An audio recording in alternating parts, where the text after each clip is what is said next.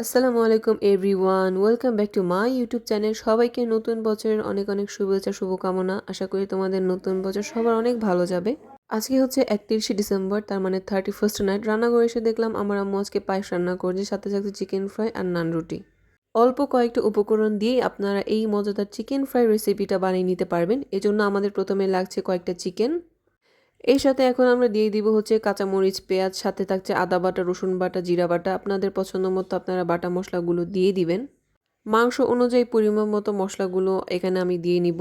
সব বাটা মশলাগুলো তোমরা তোমাদের স্বাদ মতো এবং পরিমাণ মতো দিয়ে নিবা। যেহেতু আমি একটু ঝাল পছন্দ করি, এজন্য আমাকে বলেছি একটু বেশি করে ঝাল দিতে। তারপর এখানে দিয়ে নিল হলুদের গুঁড়া, সাথে যাবে মরিচের গুঁড়া, জিরার গুঁড়া, মানে যত রকমের গুঁড়া মশলা আছে গাইস তোমাদের বাসায় সব দিয়ে দিবে, সমস্যা নেই। পরিমাণ মতো লবণ দিয়ে দিবা।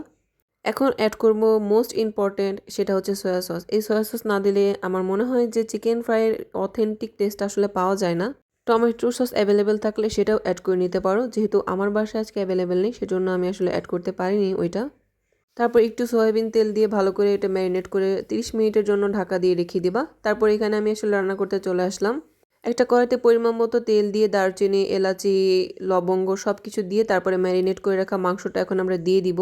এইটাতে কিন্তু কোনো রকমের পানি অ্যাড করা যাবে না, যেহেতু আমরা তেলেই রান্না করব, এজন্য তেলের পরিমাণটা একটু বেশি করে দিয়ে নিয়েছি। এটা কিন্তু অল্প আঁচে আস্তে আস্তে খুব সময় নিয়ে রান্না করতে হবে। তাড়াহুড়ো করলে কিন্তু চলবে না, মাংসটা পুড়ে যাবে, মাংস সেদ্ধ হবে না। এ দেখেছো কি সুন্দর একটা কালার চলে আসছে অলরেডি। এটা আস্তে আস্তে রান্না করতে দেখবা যে একটা কালচে রং চলে আসে, তখন ওই অবস্থাতেই আমরা নামিয়ে নিব। এটা খুবই ইজি রান্না করা, খাইতে অনেক টেস্ট, যেটা তোমরা পরোটা রুটির সাথে খেতে পারো। বলতে বলতেই আমাদের চিকেন ফ্রাই রান্নাটা শেষ হয়ে গেল। তোমরা দেখতেই পাচ্ছ কত সুন্দর একটা কালার আসছে, আর খাইতেও কিন্তু অনেক মজা। তো আজকে আমি এটা নান রুটির সাথে খাবো, তোমরা চাইলে পরোটার সাথে খেতে পারো, ভাতের সাথে খেতে পারো।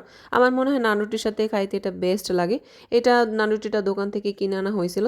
তো এইভাবেই আমি আমার 2025 সালকে বিদায় দিলাম। তো তোমাদের সবার নিউ ইয়ার কেমন কাটলো আমাকে অবশ্যই কমেন্ট করে জানাবা। আর যারা যারা আমার ভিডিওটা দেখছো অবশ্যই আমার চ্যানেলটা সাবস্ক্রাইব এবং ভিডিওতে একটা লাইক করবা। তো সবাইকে আবার নতুন বছরের শুভেচ্ছা। Thanks for watching.